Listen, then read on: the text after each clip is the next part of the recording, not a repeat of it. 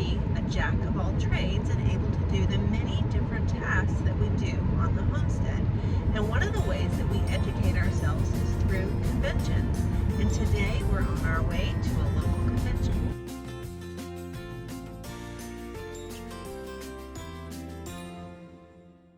Hey friends, it's Barbara Sue and Philip from Kowalski Mountain, and welcome back to our channel. Now Philip and I are off the homestead today, and we are heading into Bowling Green to Western Kentucky University, and we are heading in for the very first Kentucky Sustainable Living, Homesteading, and Preparedness Festival. Now we are really lucky that this is a local festival to us, and it's completely free, and we're going to check it out and see all the cool things that they have going on. So come along and let's check it out.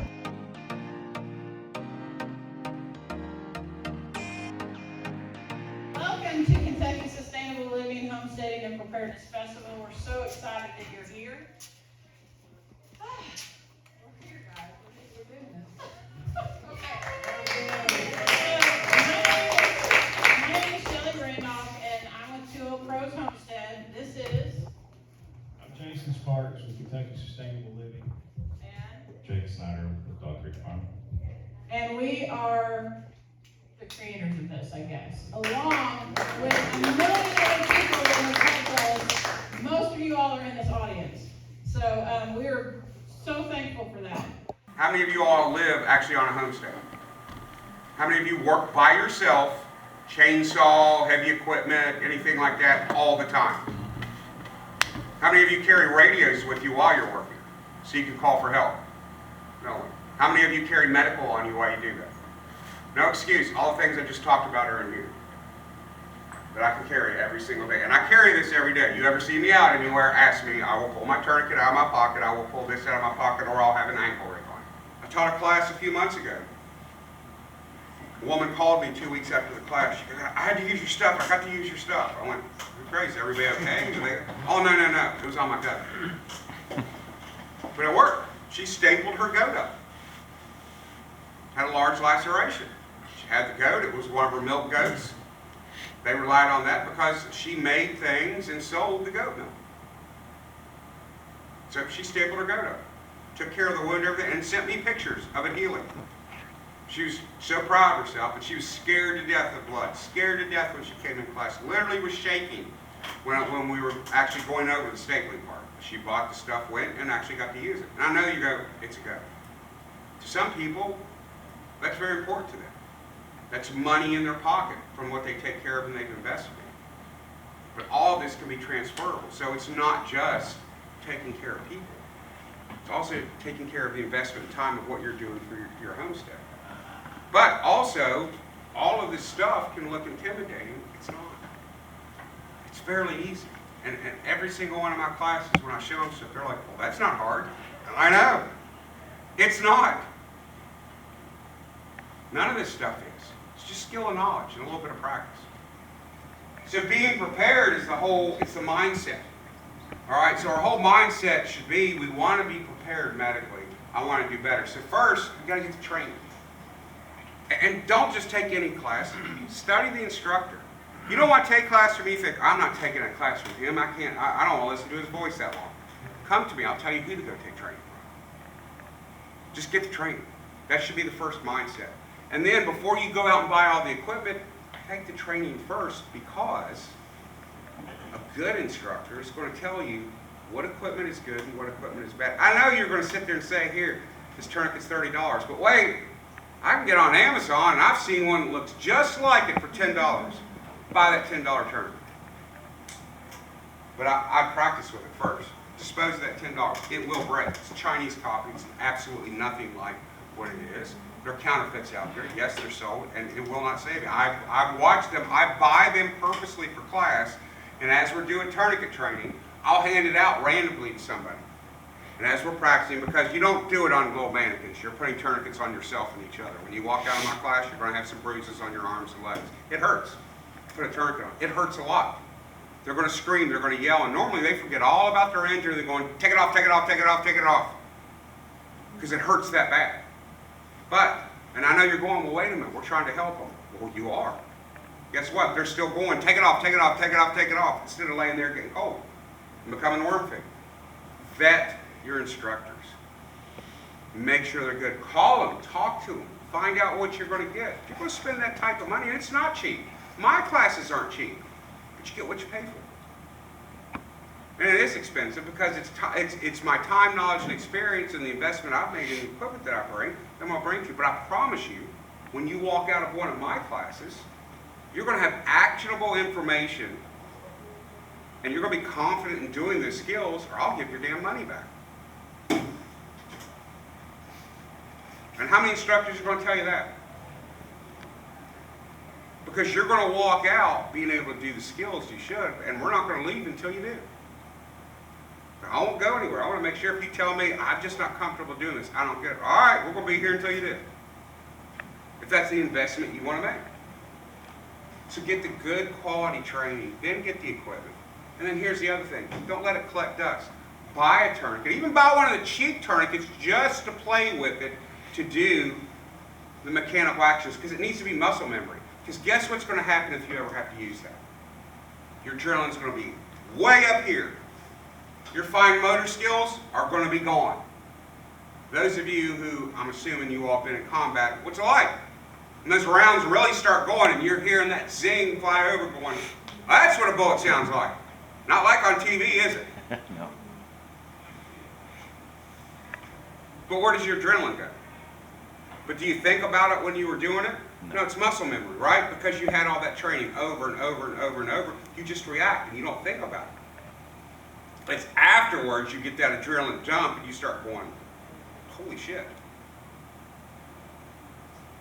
But that's why you practice with it. So because when you need it, and in that 90 seconds you need to put that tourniquet on, you're doing it before you even realize it's done. Let's talk about some basics on solar energy first. Most people don't understand the components. Let's talk about this. Every solar system, every solar energy system should have these 4 basic components. Yes, there's other ones. And they need to be incorporated there somehow, and they each have a task. So let's look at what the task is of each of those components. Solar panel they serve a purpose, and that's the harvesting of electricity. So I want you to stop. If there's electricity or energy to be harvested, that's the solar panel's sole job and function, is to sit there and be a giant catcher's mitt and just harvest it. That's all. Batteries are what store the electricity.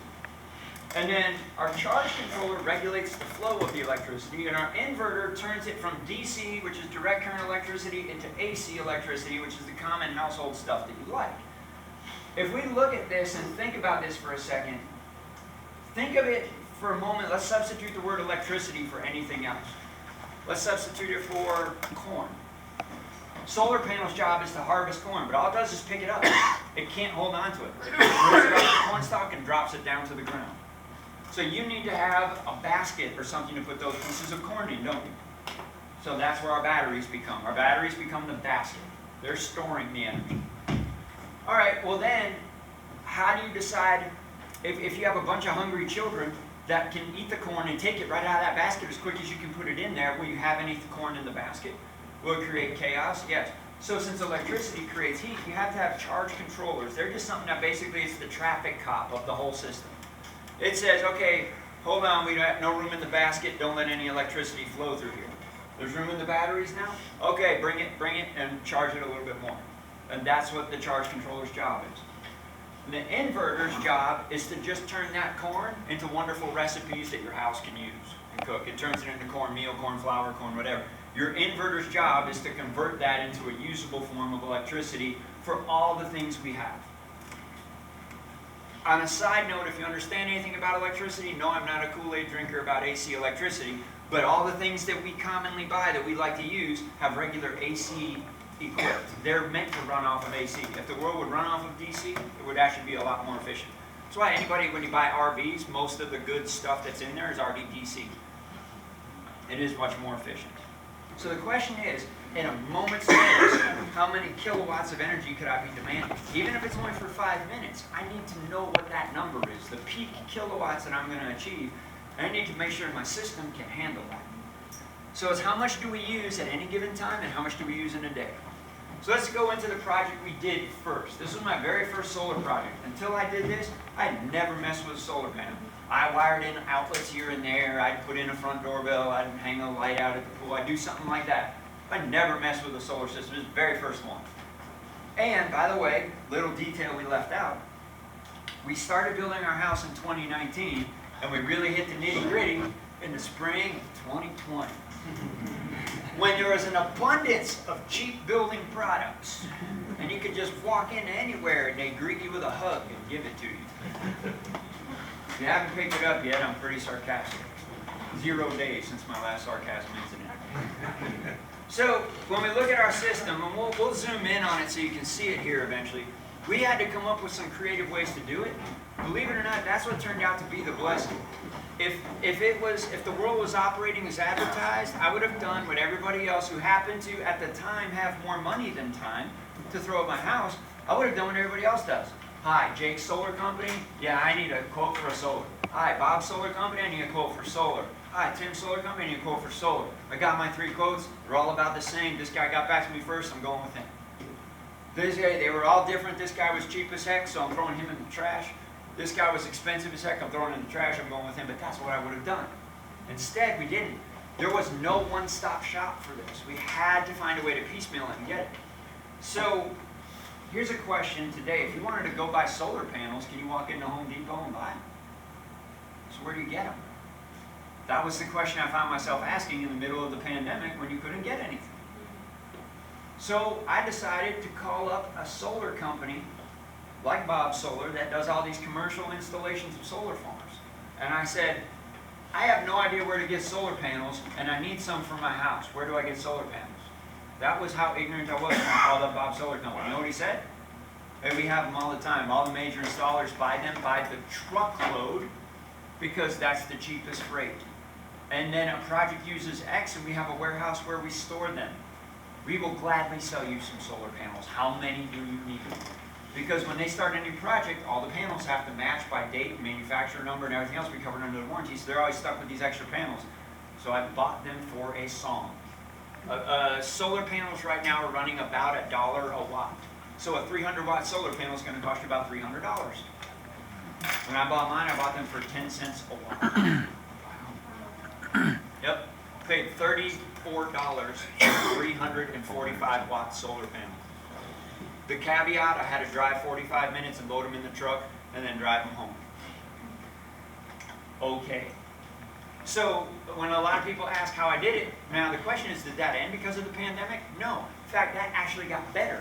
Solar companies are building like mad right now because I was working with somebody else to go do this, and they called and brought them up and they said, if you can get here by 5, you can have them, so we don't even have to take them out of the job site. So just think about this. There is a way, and we're all about how we can do this on the lowdown. There's a big way if you're going to build your own system, and we'll go over how to get a lot of these things as we do it. Let's get into the description of my system. This first build is the one we're talking about now. I have these 6 components in mind. 4 of them should look familiar. Solar panels, charge controller, inverter, and batteries.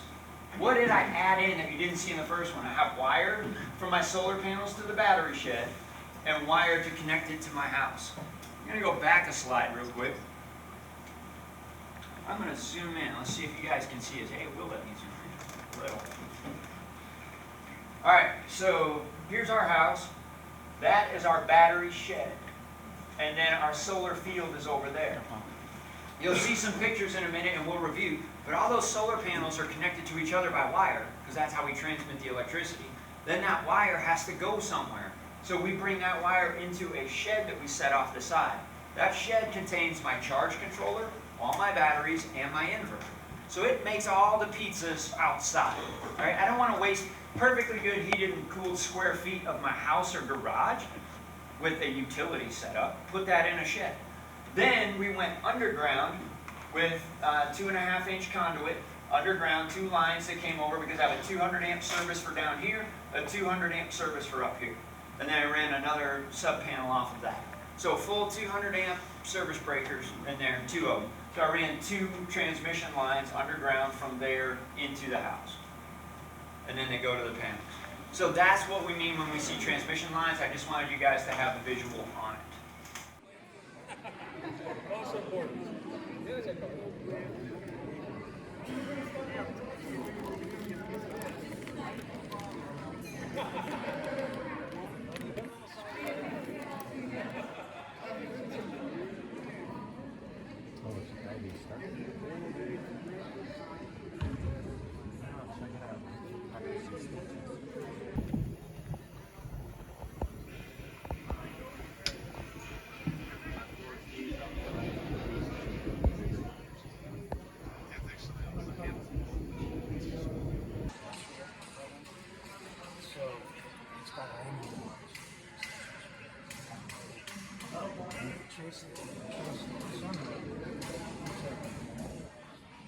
Coming down to the earth at one time. So everything simultaneously induces those freed electrons.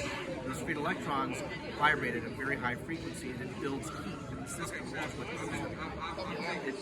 so it's basically an overage of electricity that just floods everything at one time, building up heat. Which it's like a surge protector. It is a type 2 surge protector. It is. Yep. I like the meat and potatoes. Okay. Yep, that's what it is. It's a type 2 surge protector that is designed for military stations. Yes, on the home So side, how it do the is. cages? How? Okay, so it's just like a shield it. So like All that the cage does is like a giant section sponge. that keeps that field underground. Correct. Yes. Well, a Faraday cage just directs it around whatever the Faraday cage is protecting. This acts different. So it acts like a pressure relief That's valve. internal. Right, it becomes Within the part of house, your antenna. the wiring of the house becomes the cage. That's exactly it, Yes, my man. that's I it. got you. You got Faraday it. cage, All right. Faraday Yes. cage keeps it out here. With this, you're going Yeah, to you take got the hit. You're just going to survive it. Because that's one thing I didn't do in my electronics, my solar system. I didn't get that because it was like too much extra. I'm like, we'll just figure out the other side of that. But So I've got both. So I have a DC side on my solar, and I have an AC side on my house. So my solar setup is actually going to induce two. My wiring coming in from my panels is all going to come in. I've got a manual transfer switch. So mine is going to stop right there. There's a block gap right there. So I've got to protect the DC side and the AC side of the house. So I have a basically a breaker panel where all my lines come in, and on the DC side it's going to be basically a charge controller. So you're going to wire this directly into the bottom of your charge controller, and it's based on the maximum amperage output of that charge controller. On the AC side, it's pretty straightforward. You're going directly to your line 1, line 2, and then to your neutral and ground bus bars. That's it. Super, super simple. so is this affecting the components within the home as well, computers and all other stuff that's If it's receiving the plugged in. power? If it's plugged in. It has to be wired to the home and plugged in at the time. Otherwise, the Otherwise, device it's gets not. I always tell people, why do I need to? Why do I need to buy a phone tower? If you have an entry hole, probably have an exit hole. Both sides. Front, back, side, side. Like, those are case around puncture or your gunshot. Shoot you in the side of your rib cage. Cookies. Jason, who started the event, Good. What are you doing? Good idea. Coming down vertically with the track. So this is just, if this inaugural is scanned and this curtain is out, even if this isn't cut styling, it is now when it's going to be scanned. So this just gives it something to overlap.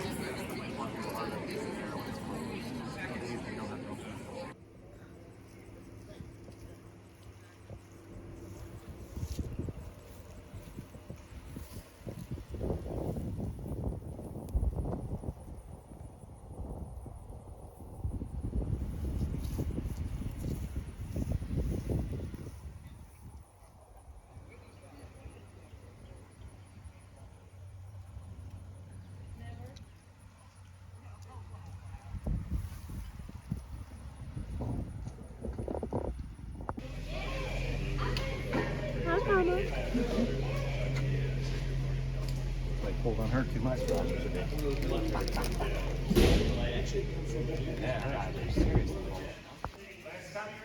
And so were she's a show quality jersey, is she? she's not. She's not. She is okay. registered, so we can bring her with us because I don't have anyone at home to milk.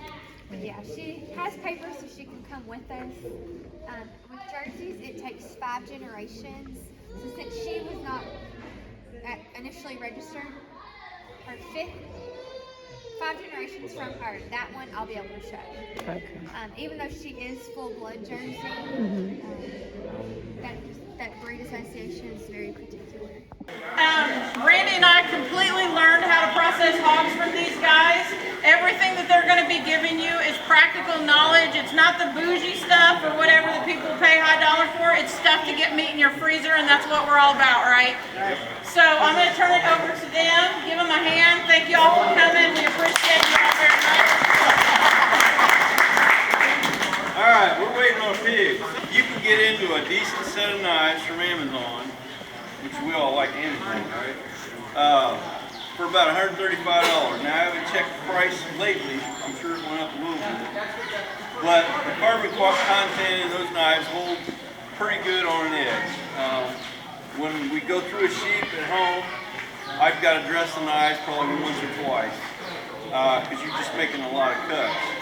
Now, once you get a little bank in your account, you can go up to a knife called the Reusable, and it's a German quality knife. Where's the name of it? Oh, it's on this one. It's on the front flap. WUSTHOL. And like I said, the carbon content in those is a lot higher, and you're not sharpening near as much.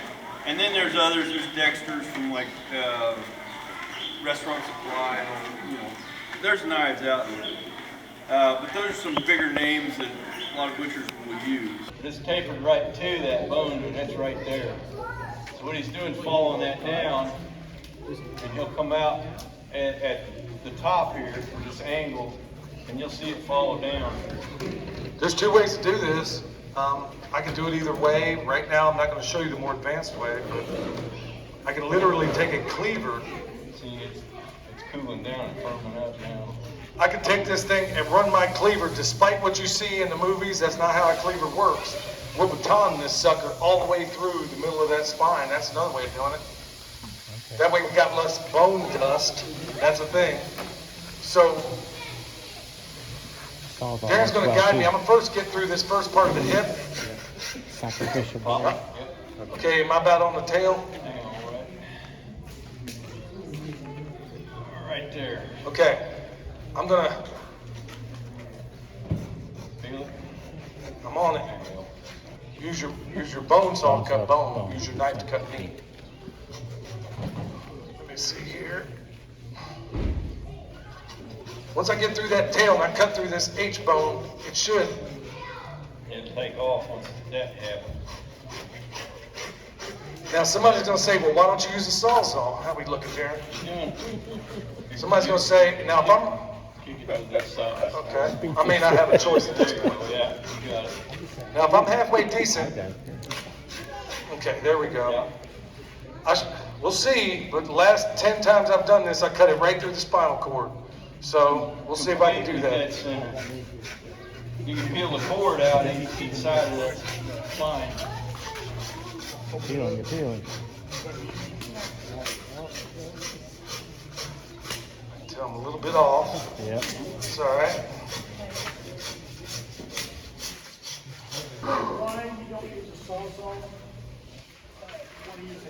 Darren, you want to answer?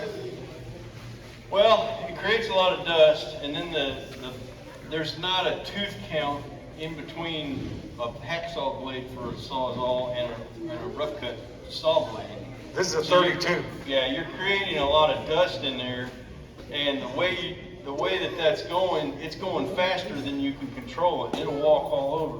What you're trying to do is split that spinal cord enough to where there's the cord right there. You can peel it out. And it'll walk both sides of that, and it just makes all your cuts, really bad. Okay. So this is what you're trying to do, split that identical where you can peel both sides of that cord, and it'll fall out of there. It's falling right out. Yeah. So that's 11 times in a row now. There you go. Are you keeping track now? Yeah. No, yeah. But you got more control. Like I said, that saw's going so fast, you can't walking before you get a guide on it. I'll walk you through it and then we'll go through it together. Ham, sirloin, loin, belly, Boston butt, picnic ham, shank. Okay? So we're gonna go through this again. Shank, ham, sirloin, loin, what do I call this? Belly. Boston butt. Picnic ham. Picnic ham's on the front, ham's on the back. One more time. Now, in here we have a tenderloin. If I left it in, I would make T-bone pork chops out of it, but I'm not gonna leave it in. I'm gonna go ahead and take it out. I'm gonna run my knife, and I'm using very little knife. I'm doing more pulling than anything. And I'm using, if you'll notice, the first inch, no more than the first inch of my blade. I'm gonna get up in here. And this is your tenderloin, so ask yourself, who's that place in Kansas City, Darren? Had a pork tenderloin sandwich that was the size of a freaking plate. Yeah, there was a couple of them down there. Okay, well, you know what? It ain't the actual tenderloin, because... Yeah, Red Crown Bar and Grill had one that way, and their platter was a little smaller, so you had this little bun, and we'd always order one pork tenderloin and 2 buns. Yep. And split a meal. But they don't come out that way. That thing was hammered out. Yeah, so this is a very large, this is a good sized pig. There's your tenderloin. Now, what we would do, we don't have time to go through and show you all the different parts and pieces, but we're gonna do a Humpty Dumpty thing here in a minute. So there's your tenderloin. We'd basically take our knife, trim this up. That is fantastic. I would have left it in there. You know when you eat a T-bone, you got the small side and the big side? That's the small side of your T-bone. The big side is the other side, or what most of us, if you're a hunter, you call a backstrap. If you can, I want you to look down here. There's the beginning of your pork chop. Can you see that? All back here is your loin. Let me spin it around so you can see this end. See that? Look like pork chop? Nice tomahawk. You don't see that? So who said that? Tomahawk. You can add, that's exactly where it would come from if you wanted to do that. So we're gonna spin them around like so. And like I said, if you're off, y'all, don't be afraid to give this stuff a shot. I got an end of a bone here, okay? I know that's where I want to start my pork chops. So I'm gonna just do nothing more but score that, and then I'm just gonna make a judgment call and think, okay, I want to make some baby back ribs in here too. Anybody like baby backs? Okay, so I'm just kind of playing with it. So I know that all the way from here to this line over is generally what I want to do. So I'm gonna go ahead, I'm gonna follow it here. What's this cut? Butcher's cut. Butcher's grip. Okay. Now, Darren's going to help me pull that back a little bit. We might have to play with it. And now I'm looking, okay, shoot. I don't know if I like that or not. Maybe I want to be right here. Remember, I just scored it here. I don't mean I got to do that. Right here is where I want to make the decision as to whether or not I want to go with it. And I think I'm going to go ahead and go. This is so much easier when this animal is cold.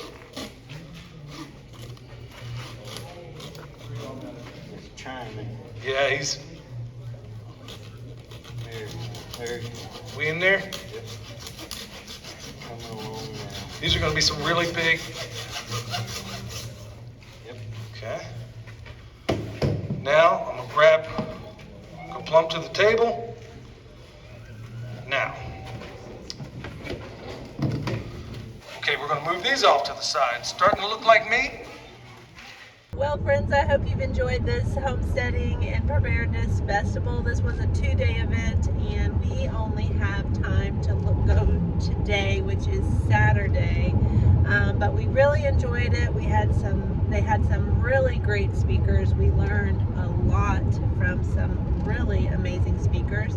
I would have liked to have seen the event attended better. People really missed out on some really great content. What did you like about it? Well, first off, this festival is still up and coming. So I guess the first one there, but they have 2 other versions of it that they're putting together people. So really got to give them a lot of credit for putting this stuff together.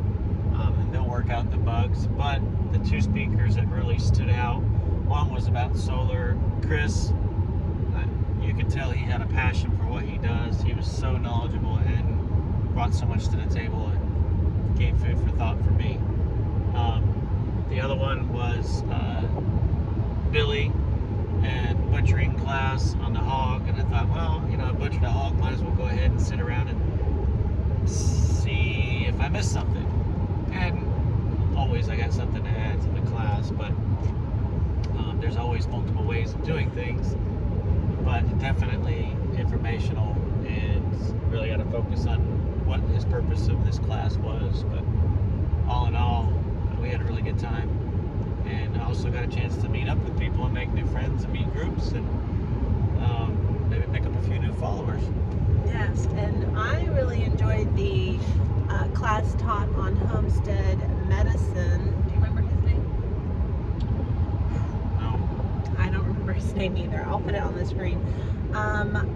In this situation, I feel like Philip is in a lot of trouble if something happens to him, because while he has a lot of medical training, I don't. And I also don't handle emergencies very well. So we did stop and talk to him a little bit. He does do a class that would better prepare me so that if something were to happen, I would have the training. And he does it all over, from Virginia to Kentucky, Tennessee. He does them all over the place. I think the more and more we go to these seminars, and different ones at that, we also learn you do got to be a jack of all trades. We knew that coming into it, but sometimes you need to figure out what areas you got a lot of strengths in, and hopefully your partner, or maybe you partner up with another family that can help out where you have weaknesses, because there is so much to learn. And I just started the herbalism, and it's just, there's so much information out there.